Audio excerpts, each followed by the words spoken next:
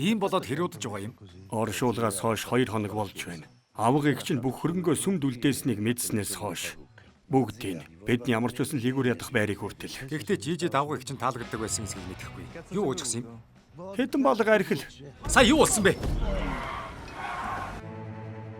Согтуугар машин жолоодсон. Аврах ажиллагаанд саадуулсан, санамсаргүй хүний амь хөнөөсөн, бүх насаар хоригдох ял өгөх багта.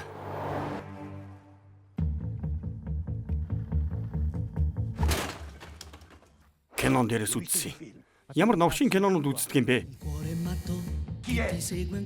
Намайг Пинк гэдэг нэг хэмиг ойлгочих би групп үйлчилгээ хийдэггүй. Нэг тойргоор иргэн гэдэг зөвөрлөл чинь гоё юм бэ. Блок бууны газар байна штэ. Бид өнгөрчээ. Тэд замын цагдаа болохоос арьсан толготнууд биш ээ. Болгоомжгүй тэнэгдсэн гэж үзээд ялыг хөнгөлөх баха. Тийм юм байдаг юм уу? Төлөвлөгөө чи юу юм бэ? Юу юм?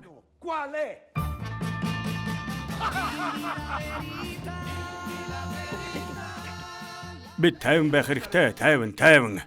Тийм ээ. Одоо бас хэн бэ? Яаж чадах юм бэ?